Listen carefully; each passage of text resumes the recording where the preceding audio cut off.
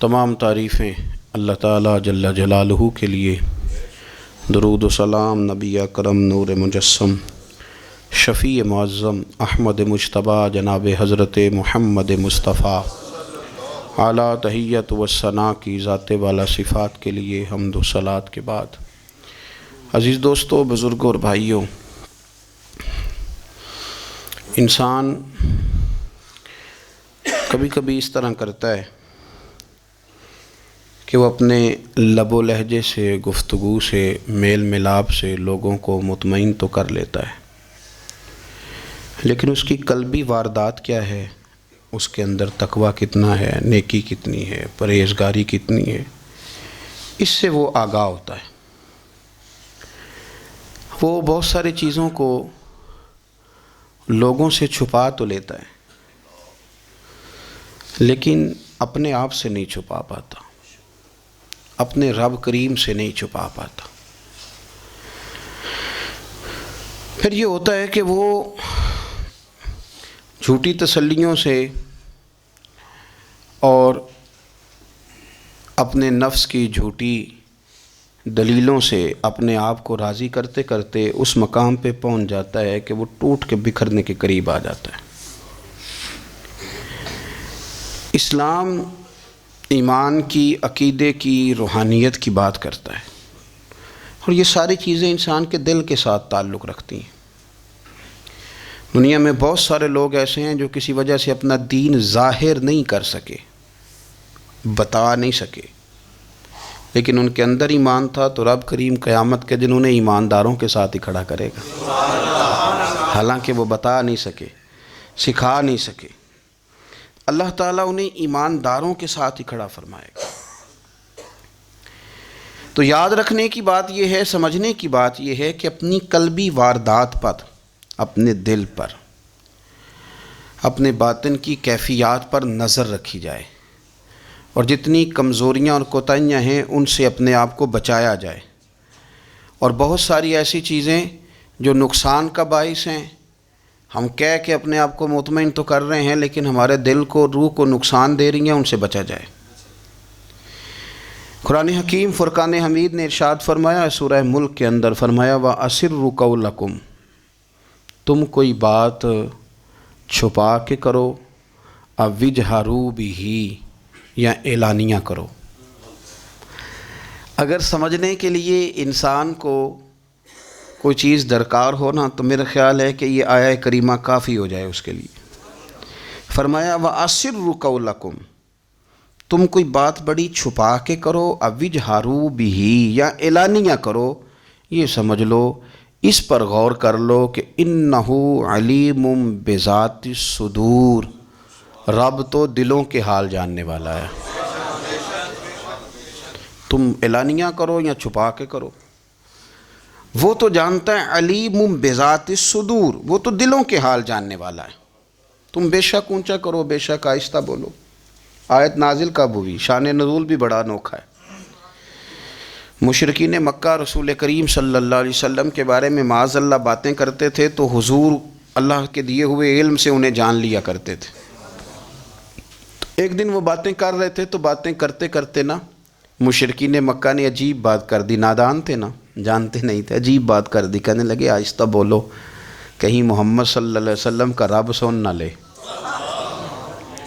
آہستہ بولو، اونچی بات نہ کرو، کہیں مصطفیٰ کریم علیہ السلام کا خدا سن نہ لے۔ تو اللہ نے آیت نازل کر دی، فرمایا نادانو وَأَسِرُّوا قَوْلَكُمْ أَوْ اجْهَرُوا بِهِ، آہستہ بولو یا اونچا بولو۔ اور شارحین نے، مفسرین نے لکھا ہے نہ بھی بولو، آہستہ بولو یا اونچا بولو، یا بے شک تم کوئی بات زبان سے ادا نہ بھی کرو، إِنَّهُ عَلِيمٌ بِذَاتِ الصُّدُورِ، رب تو تمہارے دلوں کے حال جاننے والا ہے۔ اسے تو پتہ ہے تم نے سینے میں کیا چھپایا ہے، حسد چھپایا ہے کہ رشک چھپایا ہے، عداوت چھپائی ہے کہ محبت چھپائی ہے، اسے تو پتہ ہے، اسے خبر ہے، اس لیے کہ وہ نظر ہی تمہارے دل پہ رکھتا ہے، اسے پتہ ہے تمہارے اندر کیا ہے۔ ہم لوگوں نے نا اپنی سارے معاملات دنیا داروں سے، لوگوں سے، یاروں سے، دوستوں سے وابستہ کر لیے۔ ہمیں تعریف بھی بندوں سے چاہیے، ہمیں اچھے ہونے کا جو ڈگری ہے وہ بھی بندوں سے چاہیے. ہم بندے بڑے نیک ہیں، یہ بھی لوگ کہیں تو پھر ہم مطمئن ہیں.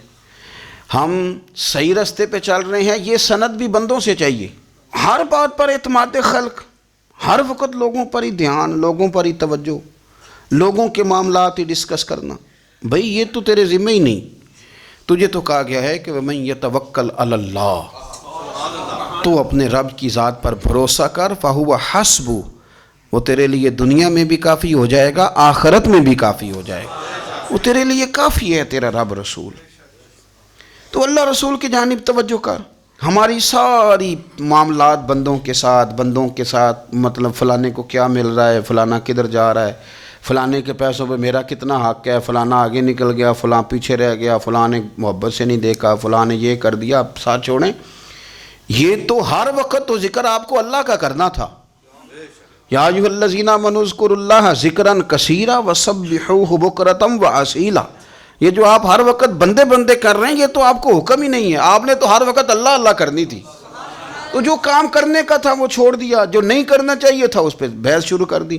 پھر دل کے اندر مد و جزر خراب ہوتے ہیں، قلبی واردات بگڑ جاتی ہیں، حسد پیدا ہوتا ہے، انسان کو لالچ پیدا ہوتا ہے، انسان حریص ہو جاتا ہے، انسان لوگوں سے عداوتیں پال لیتا ہے. کبھی ایسا کام نہ کریں. شہد بڑا میٹھا ہوتا ہے. عرب کے اندر ایک درخت پایا جاتا تھا، ایلوا اس کو کہتے تھے. اس طرح ہمارے ہاں نیم نہیں ہوتی، کڑوا ترین اس کا ذائقہ ہوتا ہے. اور آپ کچھ دیر اس کو پانی میں ڈال دیں تو پانی بھی سارا کڑوا ہو جاتا ہے، چونکہ اس کے خمیر میں رب کریم نے کرواہٹ رکھی ہے اور حکمت ہے. اس کرواہٹ کا بھی اپنی جگہ فائدہ ہے. لیکن حضور سید عالم صلی اللہ علیہ وسلم نے ایک مثال بیان فرمائی اور وہ بڑی سمجھنے کی ہے. حضور مثالیں دیتے تھے تو کمال ہو جاتی تھی. بڑے سے بڑا ان پڑھ بندہ بھی اس کی روح تک بات اتر جاتی تھی.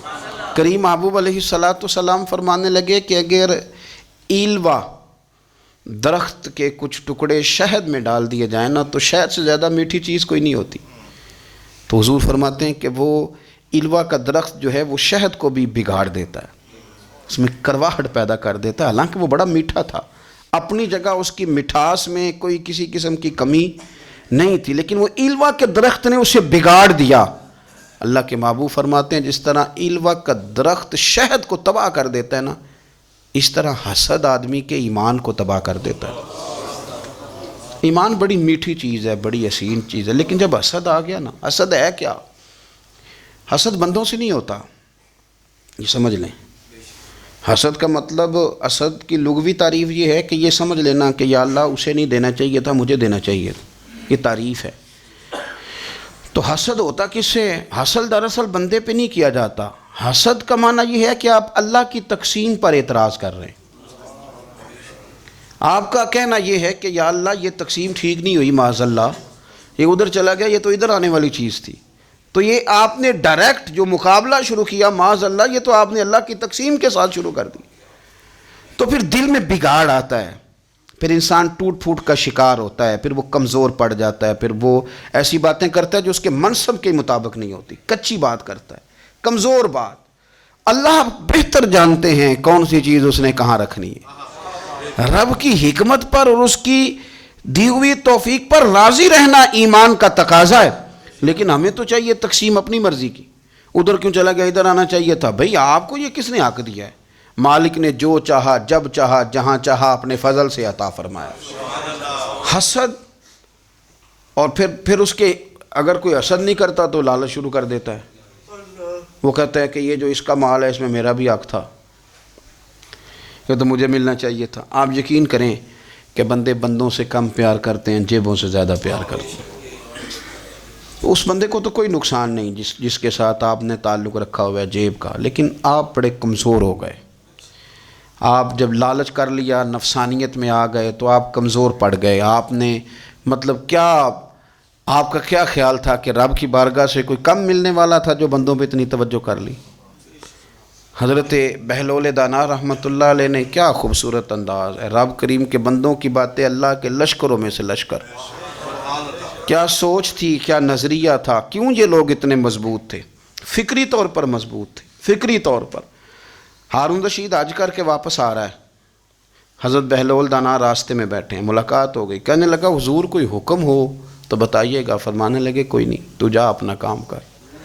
بادشاہ ہے، یا کسی کو کارڈ مل جائے تو وہ لوگوں کو دکھاتا پھرتا ہے، وزیر صاحب نے خود دیا ہے۔ بادشاہ وقت خود کہہ رہا حضرت کوئی حکم ہو تو؟ فرمایا نہیں، اللہ خیر کرے گا۔ تو کہنے لگا حضور میں نے سنا ہے آپ مقروض ہیں، تو بتا ہی دیتے۔ تو آپ مسکرا کے فرمانے لگے تیرا کیا خیال ہے بھلا؟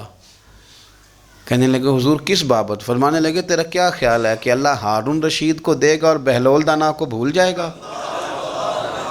تیرا کیا خیال ہے؟ رب کریم ہارون رشید کو تو دیتا جائے گا اور بہلول دانا کو بھول جائے گا؟ بادشاہ کہتا ہے کہ میں چکرا ہی گیا کہ بھلا اس سوال کا کیا جواب ہے؟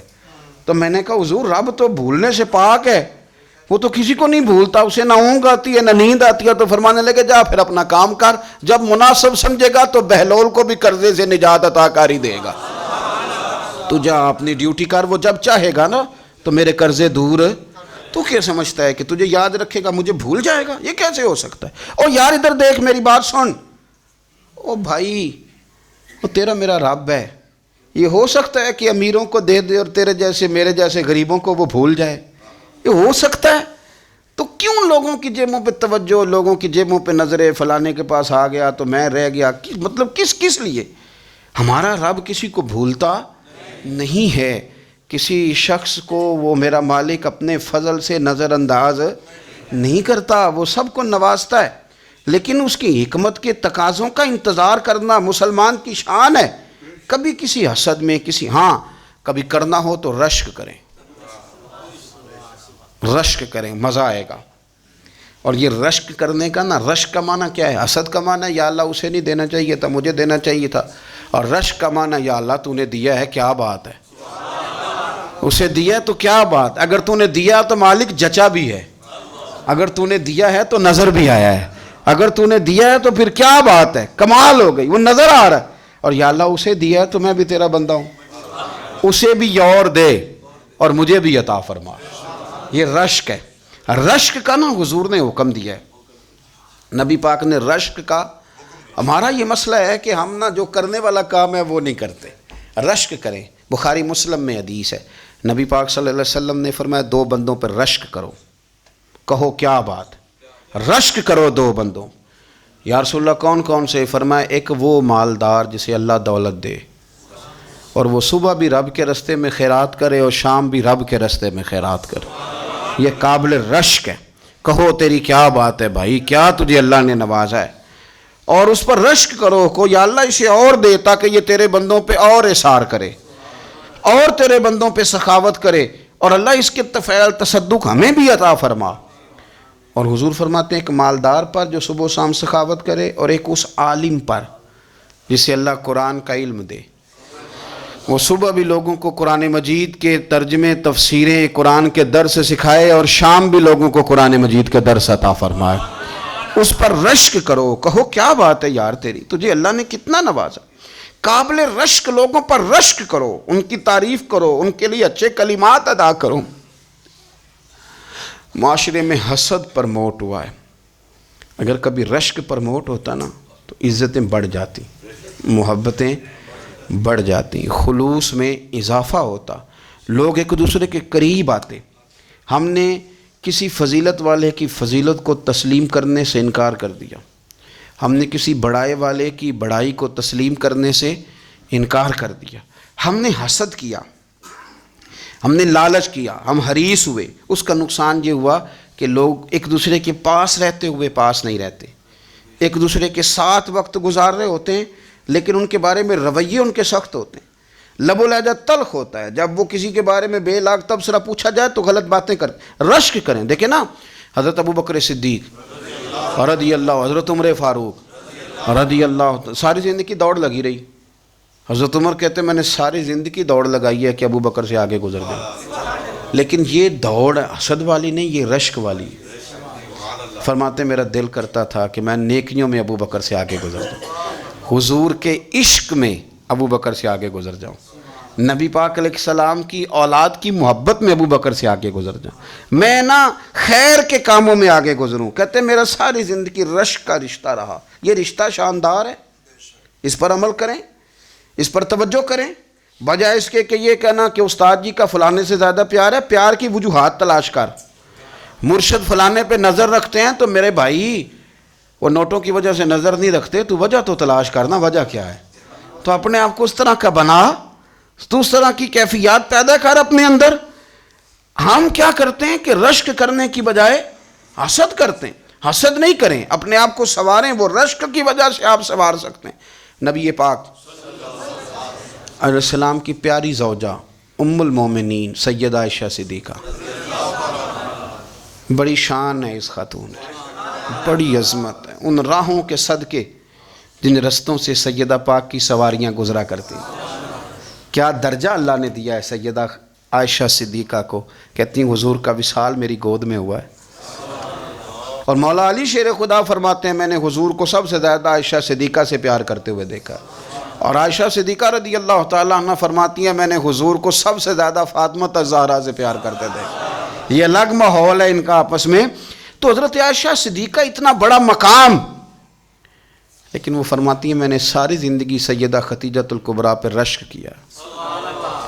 میں نے کہا کیا بات تھی اس خاتون کی جو وصال کر گئیں، لیکن شاید کو دن خالی جاتا ہو کہ مدینے والے ان کی وفاؤں کا ذکر نہ کرتے. شاید کوئی خالی دن جاتا. کہتی ہے میں نے اتنا قابل رشک ماحول نہیں دیکھا. ایک دن حضور گھر میں گوشت لائے اور مجھ سے فرمایا عائشہ گوشت پکاؤ. تو میں اسے صاف کرنے لگی تو حضور فرمانے لگے شوربہ ذرا زیادہ کرنا. تو میں نے عرض کی حضور کیا کچھ مہمان آئیں گے گھر میں؟ تو فرمایا نہیں عائشہ، مدینہ منورہ میں نا مجھے پتہ چلا ہے خدیجۃ الکبریٰ کی کچھ سہیلیاں آئی ہیں، تو شوربہ بنا، میں انہیں پہنچاؤں گا. خدیجہ کی سہیلیوں کو شوربہ زیادہ پکا ذرا. تو حضرت عائشہ صدیقہ کہتی ہے میں نے بڑے نرم لب و لہجے میں بڑی بنا سوار کے مسجع مکفہ چن کے جملے بات کی. میں نے عرض کی حضور سنا ہے وہ آپ سے 15 سال عمر میں بڑی تھیں، نکاح بھی پہلے ہو چکا تھا، اور بتاتے ہیں لوگ کہ بظاہر کوئی حسن و جمال بھی اس ماحول کا نہیں تھا. حضور اللہ نے آپ کو جوان اور خوبصورت بیویاں دی ہیں، پر میں جب بھی سنتی ہوں جناب خدیجہ کا ذکر ہی سنتی ہوں. میں نے رشک کے انداز میں کہا. کہتی میں بات کہہ کے خاموش ہو گئی، اور جب میں نے نظر اٹھا کے دیکھا تو حضور کی آنکھوں میں آنسو. نبی پاک صلی اللہ علیہ وسلم کا یہ انداز دیکھا تو میں نے کہا حضور میں رب رسول کی بارگاہ میں توبہ کرتے ہیں، اب تو رو دیے. تو حضور فرمانے لگے عائشہ یہاں جو بھی آیا ہے نا وہ سکھوں اور آسانیوں کے دنوں میں آیا ہے، اور خدیجہ میری ان دنوں کی ساتھی تھی جو میرے تکلیف کے دن تھے، میری آزمائشوں کی، میری پریشانیوں کی میری ساتھی تھی. جب لوگ مجھے تکلیف دیتے تھے میں گھر جاتا تھا تو مجھے کہتی تھی حضور آپ تو صلہ رحمی کرتے ہیں، غریبوں کا بوجھ اٹھاتے ہیں، آپ تو لوگوں کے ساتھ محبت سے پیش آتے ہیں، حضور آپ پریشان نہ ہوں، آپ کا رب آپ کو ہمیشہ عزتیں ہی عطا فرمائے گا. فرمایا وہ میری تکلیفوں کی اسے کیسے. میرے بھائی رشک کیا لوگوں نے ایک دوسرے پر، حسد نہیں کیا. ہم تو نا جی اپنی مرضی کے فیصلے کرتے کرتے پیچھے رہ گئے. ہم نے لوگوں کو پیچھے کرنے کا سوچا تھا لیکن ہم سب سے پیچھے رہ گئے. ہم نے سیاست اور سازش کی تھی کہ کچھ لوگوں کے دلوں پہ پیر رکھ کے میں اپنا قد اونچا کروں گا، کچھ کے سینوں پہ پیر رکھ کے، لیکن ایسا نہیں ہوتا. یہ ہوتا نہیں. آپ کسی کی جگہ نہیں لے سکتے، اس لیے کہ رب نے سب کی جگہ اپنی اپنی بنائی ہوئی، سب کی جگہ. ہاں ایسا ضرور ہوتا ہے کہ کئی دفعہ نا ہم اپنے مقام کو گرا لیتے ہیں. وہ کسی نے کہا تھا کہ ایسا نہیں کہ تیری جگہ کوئی اور آ گیا، لیکن تیرا مقام بھی اب تیرا نہیں رہا. ہوتا یہ ہے کہ ہم نہ گرا لیتے ہیں اپنے آپ کو. اگر ہم رشک کا ماحول پیدا کریں، رشک کا، اور ہم کہیں کہ کیا بات ہے میں بھی سفر کروں گا، اس جانب جاؤں گا، بجائے یہ کہنا کہ فلاں آدمی بڑا آگے نکل گیا ہے، یہ کر کے نکل گیا ہے، وہ کر کے نکل گیا ہے، یہ کہنا کہ یار میں بھی رب کریم کی اس مدد کو تلاش کرتا ہوں جس کی برکت سے اللہ نے اس پر فضل فرمایا ہے. امام غزالی فرماتے ہیں 3 لوگوں میں حسد زیادہ ہوتا ہے، بغض زیادہ پیدا کر لیتے ہیں. اب چونکہ مضمون ہے تو ساری بات کھل کے ہی کرنی پڑے گی نا. فرماتے ہیں 3 لوگوں میں حسد، بڑے عہدے والوں میں حسد زیادہ ہوتا ہے.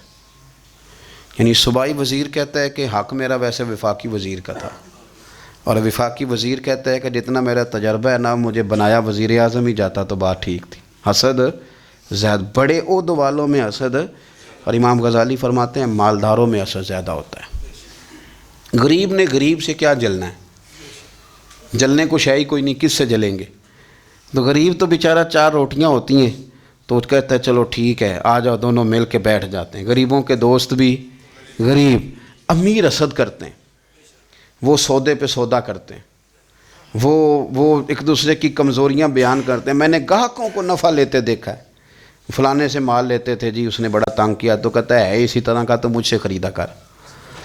لوگ استعمال کر جاتے ہیں، وجہ بیچ میں کیا ہوتی ہے؟ حسد، عداوت، خرابی ہوتی۔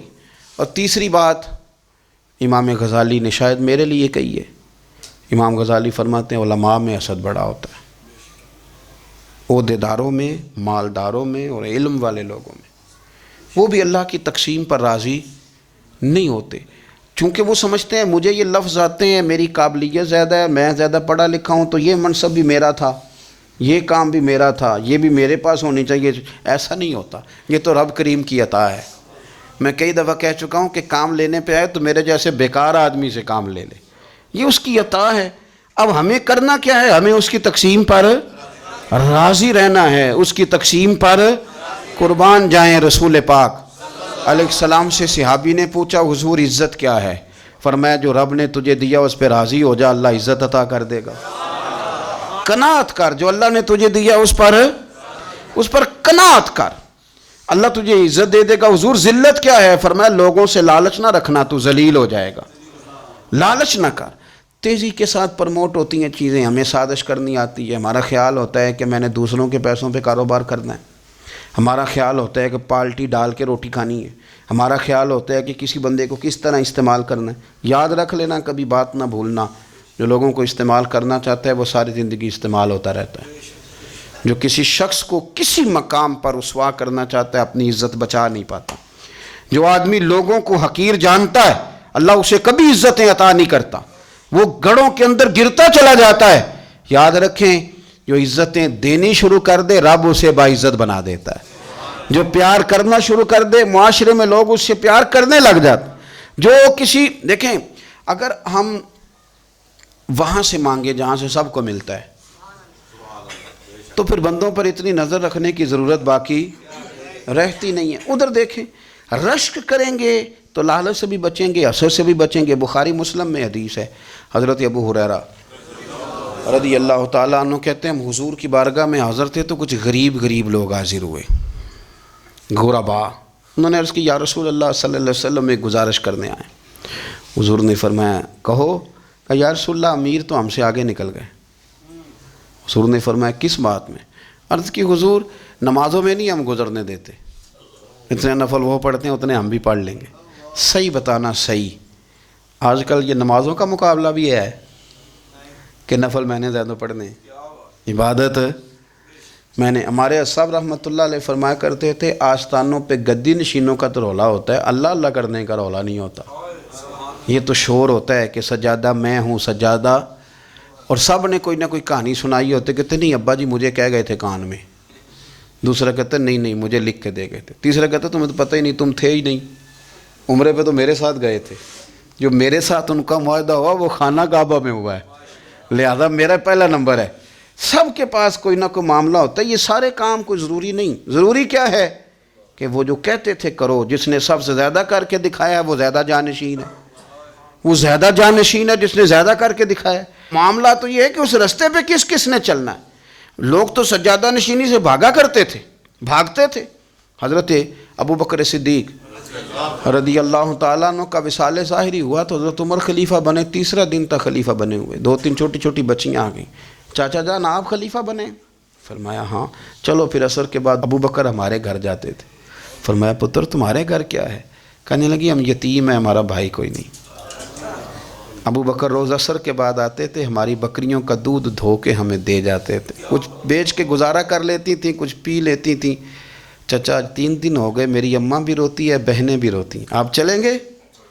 تو جناب سیدنا عمر فاروق کہتے ہیں میں نے دستار سر پہ رکھی اور پٹکا میں نے اپنے کندھے پہ رکھا، بیٹیاں آگے آگے میں پیچھے پیچھے، روتے جا رہے ہیں۔ ایک صحابی نے پوچھا عمر کیوں رو رہے ہو؟ کہنے لگے یار جی ابو بکر کتنا مشکل رستہ دے کے گیا، کتنا مشکل رستہ ہے اس کے طریقے پہ چلنا۔ یہ لوگ تو سجادہ نشینی اتنا کٹھن کام تھا، لوگ بھاگا کرتے تھے۔ شوق آ گیا اب رسول کریم علیہ السلام کے حضور ناز حاضر ہو کے عرض کی حضور امیر آگے گزر گئے، نمازوں میں نہیں ہم گزرنے دیتے، ہم ان سے زیادہ پڑھیں گے، نفلوں میں نہیں گزرنے دیتے، زیادہ پڑھیں گے۔ یا رسول اللہ صلی اللہ تعالی علیہ وسلم، ہم انہیں نا تلاوت قرآن پاک میں نہیں آگے گزرنے دیں گے، وہ ہم زیادہ پڑھیں گے، لیکن حضور وہ مالدار ہیں، غلام آزاد کرتے ہیں، صدقات کرتے ہیں، خیرات، اس کا ہم کیا کریں؟ حضرت سیدنا ابو ہریرہ فرماتے ہیں کہ جواب تو حضور نے بعد میں دینا تھا، پر جب ان کا سوال ختم ہوا تو میں نے حضور کا چہرہ نور دیکھا تو رسول پاک کا چہرہ خوشی سے کھلتا ہوا مجھے نظر آیا۔ گویا یہ جو رشک ہے نا کہ نیکی میں آگے گزرنا، یہ حضور کو اتنا پسند آیا کہ ان کے سوال سے حضور بڑے راضی ہوئے۔ کریم فرمانے لگے، حضور فرمانے لگے میں تمہیں ایک وظیفہ بتاتا ہوں، تم وہ پڑھو، امیر جتنی بھی نیکیاں کریں گے نا اللہ تمہیں ان کے برابر ثواب دے دے گا۔ لے لو نسخہ، یہ کرو کام۔ یا رسول اللہ بتائیں، فرمایا رات کو نا 33 بار سبحان اللہ پڑھا کرو، 33 بار الحمدللہ پڑھا کرو، 34 بار اللہ اکبر پڑھا کرو۔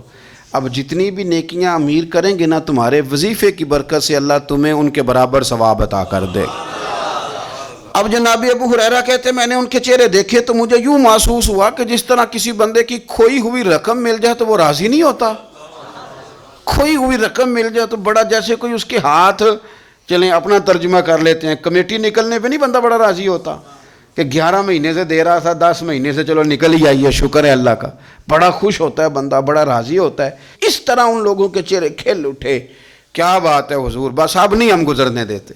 گھر چلے گئے، وظیفے پڑھنے لگے۔ کچھ دنوں کے بعد ان میں سے کچھ لوگ واپس آئے۔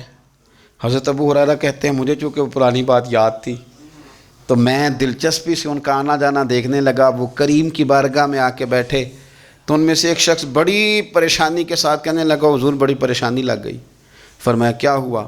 عرض کی یا رسول اللہ صلی اللہ علیہ وسلم وہ جو آپ نے وظیفہ بتایا تھا نا، میرے کچھ پڑوسی امیر ہیں وہ تو انہوں نے بھی سن لیا ہے حضور، رات میں نے سنا ہے وہ مالدار بندہ ہے، صدقے خیرات بھی بڑے کرتا ہے، غلام بھی بڑے آزاد کرتا ہے، پر وہ بھی سوتے وقت 33 بار سبحان اللہ پڑھ رہا تھا، وہ تو اس نے بھی سن لیا حضور، وہ بات یہاں سے نکلی ہے، جانے کہاں کہاں پہنچ گیا، تو وہ بھی پڑھ رہا تھا حضور اب کیا بنے گا؟ تو کہتے ہیں اس کے سوال پر بھی میرے حضور بڑے ہی مسکرائے، باقاعدہ دہک ہو گیا حضور کے، دہک ہو گیا، سرکار کھول کے نہیں مسکراتے، لیکن آج حضور اتنا مسکرائے کہ میں نے حضور کے مقدس دانتوں کی زیارت کر لی، دہک ہو گیا باقاعدہ حضور کا۔ حضور فرمانے لگے انہوں نے بھی سن لیا حضور، اور سن کے پڑھنا بھی شروع کر۔ اب بات کو سمجھیں کہ کسی امیر نے یہ نہیں کہا کہ یہ تو غریب کے لیے وظیفہ تھا، میں کہتا ہوں اللہ اللہ کا مزاج ہی نہیں، مزاج یہ ہے کہ سیاست کیسے کرنی ہے، چکر کیسے چلانا ہے، کوئی کہانی کیسے سنانی ہے، ادھر ان کو ملا، حالانکہ بات تو غریبوں سے ہو رہی تھی، حضور وہ تو انہوں نے بھی پڑھنا شروع کر دیا۔ اب ہم کیا کریں؟ تو رسول کریم نے فرمایا وہ بھی پڑھ رہے ہیں، حضور پڑھ رہے ہیں، تو فرمایا ذالک فضل اللہ یؤتیہ من یشاء، بھائی پھر یہ تو اللہ کا فضل ہے نا، وہ جسے چاہے عطا کرے۔ اب یہ حضور نے کہہ دیا تو حضرت ابو ہریرہ کہتے ہیں میں نے پلٹ کر ان لوگوں کے چہرے دیکھے، قربان جائیں، میں نے پھر ان کے چہروں پر اطمینان دیکھا، میں نے سکون دیکھا، اس لیے کہ وہ سمجھ گئے جب رب فضل کرے تو پھر فضل کے معاملے میں اللہ کے بندے بحث نہیں کیا کرتے، وہ مطمئن ہو کے گئے، کہنے لگے حضور پھر ٹھیک ہے، اگر مالک اس طرح تقسیم کر رہا ہے تو پھر ہم راضی ہیں اپنے رب کریم کی رضا پہ۔ اپنی زندگی جب آپ بڑی محبت سے قرب و جوار سے تشریف لاتے ہیں، میں قرآن و سنت کے بہت سارے عنوانات دیکھ کے آپ کی خدمت میں ایک بات عرض کروں، اپنی ساری توجہ اپنے رب رسول کی جانب مائل کریں۔ جتنا آپ دائیں بائیں دیکھیں گے نا اتنا گاڑی کے ٹکرانے کا خطرہ بڑھ جائے گا، وسوسے زیادہ آئیں گے، الجھ جائیں گے۔ اتنا زیادہ دائیں بائیں نہ دیکھیں، یہ کیا کر رہا ہے، فلانا کیا کر رہا ہے، فلانے کا یہ معاملہ کس طرح کا تھا، نہ نہ نہ، آپ توجہ اللہ کی جانب رکھیں۔ دیکھیں میرا اور میرے رب کا معاملہ ٹھیک چل رہا ہے، اللہ رسول کے ساتھ میرے معاملات ٹھیک ہیں، یہاں تو آپ کسی کی اصلاح کریں گے، دعوت دیں گے یا دعا کریں گے، تنقید کی تو ویسے دین میں اجازت نہیں ہے، آپ نے یہاں کسی کی اصلاح کرنی اور وہ درد کے ساتھ کرنی، اور یہاں کسی کے لیے دعا کرنی ہے کہ یا اللہ اس بندے پہ رحم فرما، اسے بدل دے۔ تنقید کی اور طنز کی تو اجازت، اپنا معاملہ رب کریم کے ساتھ، ہماری سوچیں کس طرح کی ہیں، ہمارے اندر ماحول کس طرح کا ہے، وہ چونکہ دلوں کے حال جانتا ہے، اور نبی پاک صلی اللہ علیہ وسلم نے فرمایا نہ تمہاری جیبیں دیکھتا ہے نہ تمہارے چہرے دیکھتا ہے، وہ تو جب دیکھتا ہے تمہارا دل دیکھتا ہے۔ اس کی کیفیت کیا ہے؟ حضرت انس بن مالک رضی اللہ تعالیٰ عنہ فرماتے ہیں، اس حدیث کو یاد رکھیے گا، حافظ منذری نے ترغیب و ترہیب میں لکھی ہے، فرماتے ہیں کہ حضرت انس بن مالک رضی اللہ تعالیٰ عنہ فرمانے لگے کہ ایک حضور کے ایک غلام، ایک صحابی بیمار تھے، تو حضور نے فرمایا انس چلو تیمارداری کرتے ہیں۔ کہتے ہیں حضور کے ساتھ گئے، نبی پاک صلی اللہ علیہ وسلم پہنچے، جب ہم نے اس شخص کو دیکھا تو حضرت انس کہتے ہیں ہم پریشان ہو گئے، چونکہ ہم نے اسے بڑا صحت مند دیکھا تھا، اب وہ کمزور ہو گیا، وجود پر بہت سارا گوشت دیکھا تھا، اب ہم دیکھ رہے ہیں کہ وہ ہڈیاں ہی ہڈیاں رہ گئی ہیں، چہرہ بڑا بارونق تھا، اب کمزوری ہو گئی۔ رسول کریم تشریف لے گئے اور حضور اس کی چارپائی کے سرہانے بیٹھے، اور جب حضور نے اپنا دست مبارک اس کے بالوں میں رکھا اور نبی پاک نے دست شفقت پھیرا تو کہتے ہیں اس شخص نے آنکھیں کھولی اور حضور کا چہرہ دیکھا تو اس کی خوشی کی کوئی انتہا نہ رہی، بڑا راضی ہوا، بڑا راضی، اور حضور نے اس کے لیے دعا کی، اس دعا پر بھی اسے بڑا اطمینان قلبی نصیب ہوا۔ کہتے ہیں حضور اکثر تیمارداری فرماتے تھے، پر آج نہ حضور نے ایک نرالی، انوکھی اور انفرادی بات ارشاد فرمائی۔ حضور نے فرمایا تو بڑا صحت مند تھا، کمزور ہو گیا، بڑا طاقتور تھا تو ضعیف ہو گیا، ایک سوال کا جواب تو دے۔ یا رسول اللہ فرمائیے۔ تو حضور فرمانے لگے اس حالت میں جب تو شدید بیمار اور تکلیف میں، یہ بتا کہ اس وقت تیرا اپنے رب کے بارے میں گمان کیا ہے؟ حضرت انس کہتے ہیں پہلے حضور بیماروں سے یہ سوال نہیں پوچھتے تھے، آج پوچھا، کیونکہ صحت میں لوگوں کی زبان پہ شکر ہوتا ہے اور بیماری میں شکوے ہوتے ہیں، معاذ اللہ۔ اس وقت اللہ کے بارے میں یہ سوچ حضور نے ہمیں دی ہے، تم نے ہر وقت یہ ذہن بنانا ہے کہ یہاں رب کریم کے بارے میں کیا تصورات پل رہے ہیں، آوازیں کیا اٹھ رہی ہیں، اس وقت تیرا اللہ کے بارے میں گمان کیا ہے؟ تو جناب انس بن مالک کہتے ہیں اس نے ہمیں اشارہ کیا کہ مجھے اٹھا کے بٹھاؤ، ہم نے بٹھایا تو کہتے ہیں پھر اس نے اپنی آنکھیں کھولی اور حضور کے چہرے نور پر نظر کر کے نظر جھکا لی، عرض کرتا یا رسول اللہ میں کمزور ہوں، بیمار ہوں، تکلیف میں ہوں، اٹھ نہیں سکتا، کھا نہیں سکتا، پر حضور ابھی بھی میرے دل سے آواز یہی نکلتی ہے کہ میرا رب بڑا ہی کریم ہے، میرا اللہ بڑا ہی مہربان ہے، وہ بڑا ہی معاف کرنے والا ہے، وہ اپنے بندوں سے پیار ہی بڑا کرتا ہے۔ آپ میری بات کو سمجھیں، کیفیت کیا ہے اور الفاظ کیا ہیں۔ حضور وہ مجھ سے بڑی محبت کرتا ہے، بڑے پیار والا ہے۔ یہ لفظ کہتے کہتے آواز بھرا گئی، آنسو نکل آئے، پھر اس نے تکلیف زیادہ محسوس کی تو وہ لیٹ گیا، اور پھر اس نے حضور کے چہرے نور پہ نظر ڈالی، کلمہ پڑھا، روح ہی پرواز کر گئی۔ حضرت انس بن مالک فرماتے ہیں ہم اس کے گھر سے نکلے، اور جب حضور اس کے کمرے سے باہر آئے تو رسول کریم نے پلٹ کر رک کر پھر پیچھے دیکھا اور فرمایا انس اگر کسی جنتی کی زیارت کرنی ہے تو میرے اس غلام کا چہرہ دیکھ لو۔ اس لیے کہ جن لوگوں کے نظریات رب کریم کے بارے میں اس طرح کے ہوں پھر ان کے خاتمے خیر کے ہوتے ہیں، پھر اللہ ان کے لیے جنت کے فیصلے فرماتا ہے۔ اپنے افکار میں، نظریات میں، سوچوں میں کوئی ضروری نہیں ہے کہ ہم لوگوں کو دو لفظ کہہ کے مطمئن کر لیں تو ہم خود ضمیر کے قیدی بن کے زندگی گزار دیں، یہ معاملہ ٹھیک نہیں، یہ صحیح نہیں چلتا۔ آپ اپنی قلبی واردات پر، قلبی خیالات اور تصورات پر کڑی نگرانی رکھیں گے، آپ دیکھیں گے کہ کہاں یہ مجھے خرابی کی طرف لے کر کے جا رہا ہے، کہاں یہ بدگمانیاں پیدا کر رہا ہے، کہاں یہ خرابیاں لا رہا ہے، یہ سختی پیدا کر دے گا، نفرتوں کو، لالچ کو، حسد کو، عداوت کو یہ بڑھا دے گا۔ آپ اپنے معاملات پر اپنے دل کو ہمیشہ حاضر رکھیں، اللہ اپنے محبوب کا صدقہ فضل کرے، وہ مقلب القلوب ہے تو وہ ہمارے دلوں کو اپنی طرف پھیر دے۔ آخر دعوانا ان الحمد للہ رب العالمین۔